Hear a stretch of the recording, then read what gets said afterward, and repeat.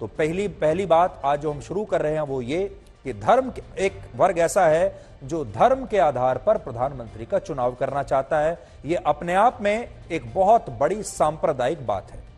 तो अब point number 1 यह है कि फिलहाल भारत में पूर्ण बहुमत से चुना हुआ प्रधानमंत्री है, हमारे देश में स्थायी सरकार है और किसी भी तरह का कोई संकट नहीं है, ना तो राजनीतिक संकट है, ना ही हमारे देश में कोई आर्थिक संकट है। भारत में अगला चुनाव वर्ष 2024 में होगा और तब अगर ये सारे नेता मिलकर बहुमत हासिल कर लेते हैं तो बेशक हमारे देश में एक मुस्लिम प्रधानमंत्री बना सकते हैं। इसमें उन्हें कोई नहीं रोक सकता। संविधान उन्हें इसकी पूरी आजादी देता है। यह लोकतंत्र है। लेकिन 2024 के लोकसभा चुनाव से पहले इस तरह की बयानबाजी का मकसद सिर्फ और सिर्फ देश को 2 धर्मों के बीच बांटना है, उसके अलावा कुछ नहीं है। मैं तो बोला कि इंशाल्लाह मेरी जिंदगी में या मेरी जिंदगी के बाद एक हिजाब पहनने वाली बच्ची भारत की प्राइम मिनिस्टर बनेंगे बोले। मैं तो बोला हूं ये बात। इस वक्त Hindu prime minister, Hindu president, Hindu lieutenant governor, हमने तो कोई नहीं देखी कि जम्मू में दूध की नदियां बहती हैं, कुछ नहीं हो रहा।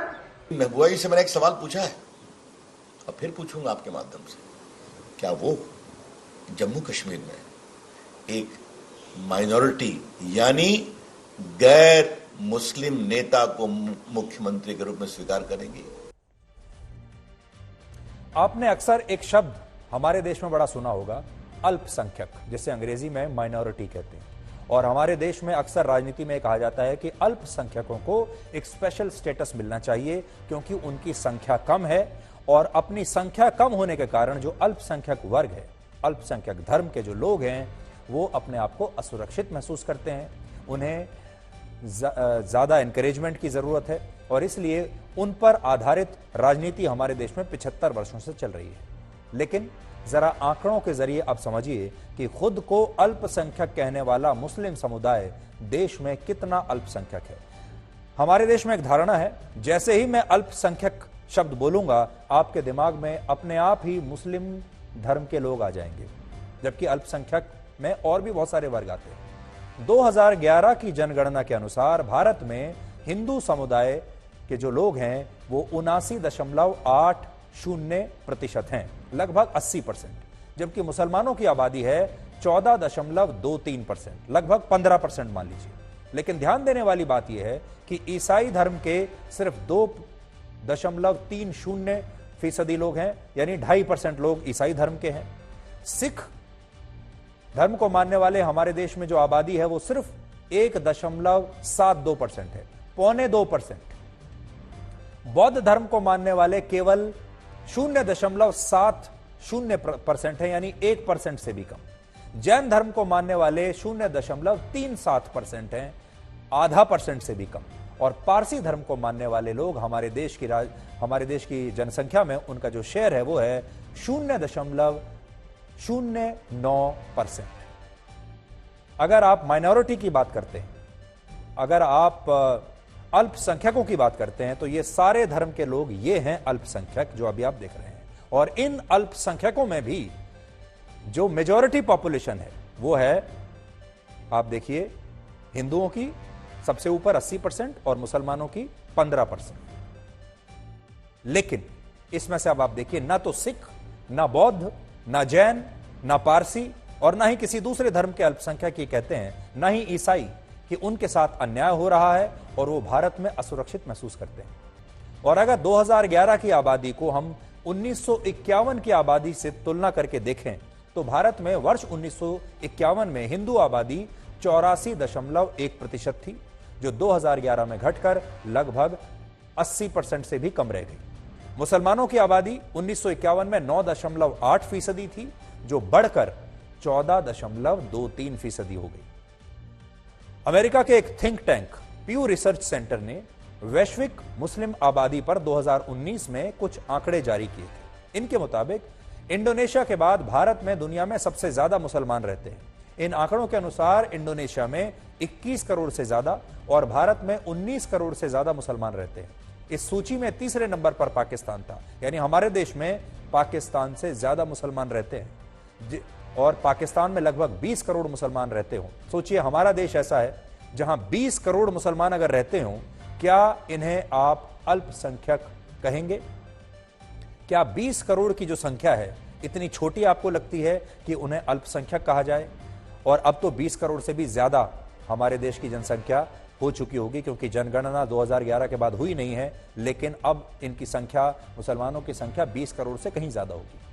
तो जिस धर्म के, जिस समुदाय के लोगों की संख्या 20 से 25 करोड़ के बीच हो, क्या वो सिर्फ संख्या के आधार पर असुरक्षित महसूस कर सकते हैं?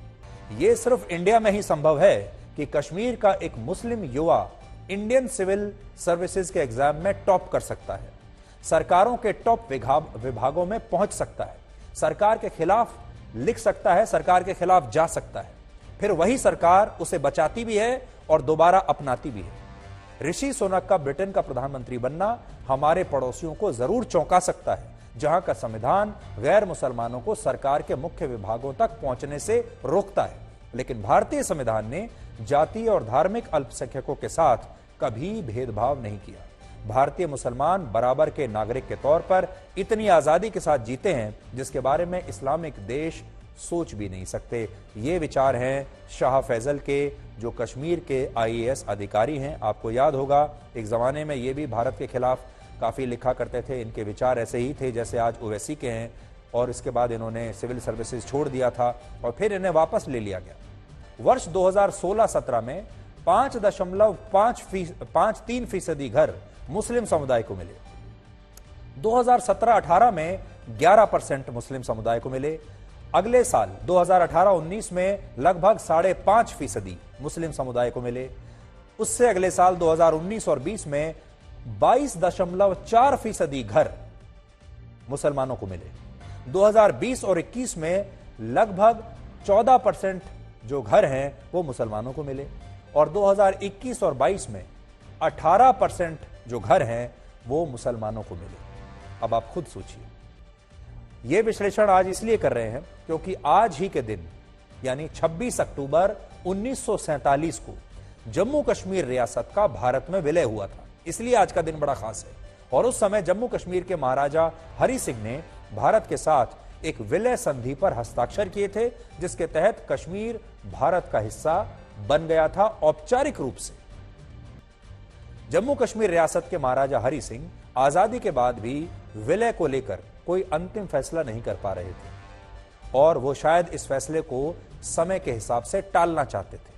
उन्हें लगता था कि दोनों में से जो मुझे अच्छी डील देगा, जो मेरी सारी शर्तों को मान लेगा, उसके साथ विलय कर लेंगे। लेकिन जब वे ये सोच विचार कर ही रहे थे, इसी बीच 22 अक्टूबर 1947 को, सोचिए हम 15 अगस्त 1947 को आजाद हुए हैं, और अक्टूबर के महीने में पाकिस्तान से 300 ट्रक भरकर कश्मीर की सीमा में दाखिल हुए, जिनमें 5000 कबायली मौजूद थे। और इन कबायलियों ने उस समय न सिर्फ जम्मू कश्मीर पर हमला किया, बल्कि महाराजा हरि सिंह की जो स्टेट फोर्स थी, यानी उनकी जो उनके राज्य की सेना थी, उसे हराते हुए मुजफ्फराबाद से श्रीनगर जाने वाले रास्ते पर आगे बढ़ना शुरू कर दिया और कश्मीर के एक बड़े हिस्से पर कब्जा कर लिया। ये मुजफ्फराबाद आज पाकिस्तान ऑक्यूपाइड कश्मीर यानी POK की राजधानी है। एक जमाने में ये भारत का हिस्सा हुआ करता था, लेकिन क्योंकि नेहरू के लॉर्ड माउंटबेटन की पत्नी एडविना माउंटबेटन से बड़े अच्छे रिश्ते थे और दोनों के साथ उनकी दोस्ती थी, इसलिए वो लॉर्ड माउंटबेटन को आजादी के बाद भारत का पहला गवर्नर जनरल बनाने के लिए तैयार हो गए। और कौन जानता है, हो सकता है आजादी से पहले, हो सकता है अंग्रेजों ने या लॉर्ड माउंटबेटन ने यह शर्त ही रखी हो कि आजादी के बाद भी आप मुझे इस पद पर नियुक्त करेंगे, जबकि पाकिस्तान ने साफ इनकार कर दिया। उन्होंने ऐसा नहीं किया जैसा हमने किया। पाकिस्तान के पहले गवर्नर जनरल खुद मोहम्मद अली जिन्ना बने और उन्होंने माउंटबेटन को गवर्नर जनरल बनाने से इनकार कर दिया। नेहरू के इस फैसले का ही नतीजा था कि लॉर्ड माउंटबेटन कश्मीर के विलय की इस प्रक्रिया में पूरी तरह से शामिल हुए, और उन्होंने उस जमाने में 4 दिन का एक कश्मीर दौरा भी किया, जिसमें वो महाराजा हरि सिंह से मिले और उन्हें नेहरू सरकार के प्रस्ताव के बारे में जानकारी दी। तब लॉर्ड माउंटबेटन ने महाराजा हरि सिंह से कहा कि कश्मीर में जैसे ही कानून व्यवस्था ठीक हो जाएगी और वहां से हमलावरों को खदेड़ दिया जाएगा, उसके बाद विलय का यह मुद्दा जनता की मदद से निपटाया जाएगा। यानी वो महाराजा हरि सिंह को यह भरोसा दिला रहे थे कि अभी भले ही कश्मीर का भारत में विलय हो जाए, लेकिन बाद में जनमत संग्रह जरूर कराया जाएगा। महत्वपूर्ण बात यह है कि यही बात उस समय नेहरू भी कह रहे थे, यानी नेहरू और लॉर्ड माउंटबेटन दोनों एक ही भाषा और एक ही बात कह रहे थे। और तब संयुक्त राष्ट्र का इतना प्रभाव दुनिया में था भी नहीं, लेकिन नेहरू ने कश्मीर के मुद्दे को संयुक्त राष्ट्र के मंच पर लाकर इसे एक बहुत बड़ा रूप दे दिया। और ऐसा कहा जाता है कि इस पर तब नेहरू और लेडी माउंटबेटन के बीच कुछ बातचीत हुई थी। इसका जिक्र लेडी माउंटबेटन की बेटी, जिनका नाम है पामेला माउंटबेटन, उन्होंने भी अपनी पुस्तक में किया है। और वो लिखती हैं कि एक बार जब कश्मीर के मुद्दे को लेकर प्रधानमंत्री नेहरू काफी भावुक हो गए तो लॉर्ड माउंटबेटन ने लेडी माउंटबेटन से कहा कि वो नेहरू से बात करके उन्हें समझाने की कोशिश करें। और उस समय लेडी माउंटबेटन ने नेहरू को कश्मीर के मुद्दे पर क्या समझाया, ये तो वो दोनों ही जानते होंगे और कोई नहीं जानता। लेकिन ये बात पूरा देश जानता है कि इसी समय अवधि में भारत के संविधान में जम्मू कश्मीर को विशेष राज्य का दर्जा दिया गया, जो कि उस समय नहीं देना चाहिए था। और उस समय डॉक्टर भीमराव अंबेडकर ने भी इसका पुरजोर विरोध किया था। इसलिए दो बड़ी गलतियां हुई। इसके अलावा जिस समय भारत का विभाजन हुआ तब देश के सरकारी खजाने में लगभग 400 करोड़ रुपए जमा थे। और विभाजन के तहत यह तय हुआ कि इनमें से, इस 400 करोड़ में से 75 करोड़ रुपए पाकिस्तान को दिए जाएंगे, क्योंकि जो खजाना था संयुक्त भारत का उसमें यह पाकिस्तान का हिस्सा है। और समझौते के मुताबिक भारत ने 20 करोड़ रुपए की पहली किश्त पाकिस्तान को आजादी के समय ही दे दी और दूसरी किश्त में भारत को 55 करोड़ रुपए और पाकिस्तान को देने थे। लेकिन इससे पहले ही पाकिस्तान ने 22 अक्टूबर 1947 को कश्मीर पर हमला कर दिया। और इसके बाद सरदार पटेल ने यह कहा कि अब जब तक पाकिस्तान कश्मीर की जिद नहीं छोड़ देता तब तक उसे ये 55 करोड़ रुपए नहीं दिए जाने चाहिए। यानी ये जो पेमेंट होनी है पाकिस्तान को खजाने से, इसे हमें होल्ड कर लेना चाहिए। लेकिन महात्मा गांधी और प्रधानमंत्री नेहरू इस मुद्दे पर सरदार पटेल के खिलाफ हो गए। और महात्मा गांधी ने तो यहां तक कह दिया कि अगर पाकिस्तान को यह पैसा नहीं दिया गया तो वो आमरण अनशन करेंगे।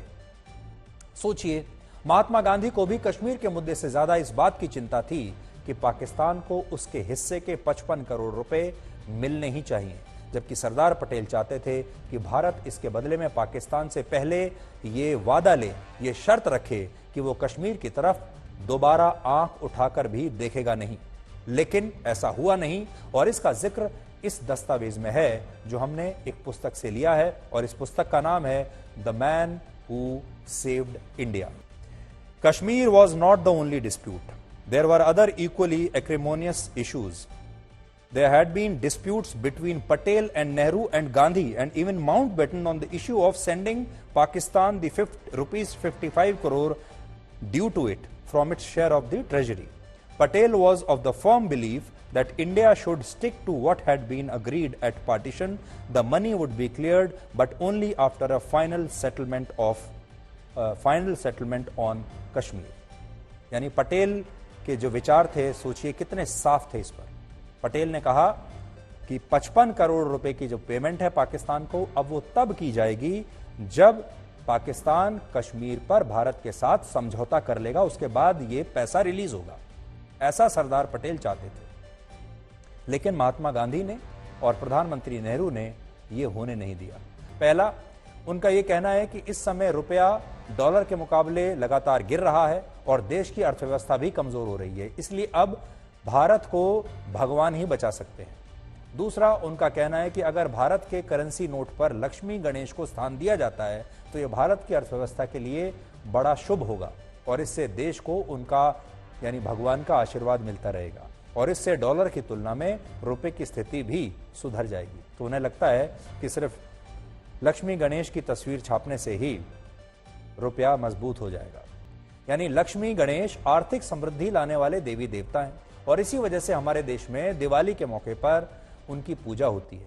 आज भी जब अरविंद केजरीवाल ने उन्हें रुपए के नोट पर स्थान देने की मांग की तो हमारे देश में इस पर काफी चर्चा हो रही है। न्यूज चैनलों के लिए तो ये एक बहुत बड़ी हेडलाइन बन गई है और अरविंद केजरीवाल भी यही चाहते थे। अरविंद केजरीवाल और आम आदमी पार्टी मीडिया को बहुत अच्छी तरह से समझते हैं। वो जानते हैं कि मीडिया में दिन भर कौन से मुद्दे छाए रहेंगे और वो कौन सा ऐसा शगुफा छोड़ें कि सारे दिन मीडिया में उसी पर बहस होती रहे, और इसीलिए उन्होंने ये किया। जैसे इंडोनेशिया मुस्लिम बाहुल देश है लेकिन वहां के नोटों पर गणेश जी की तस्वीर है।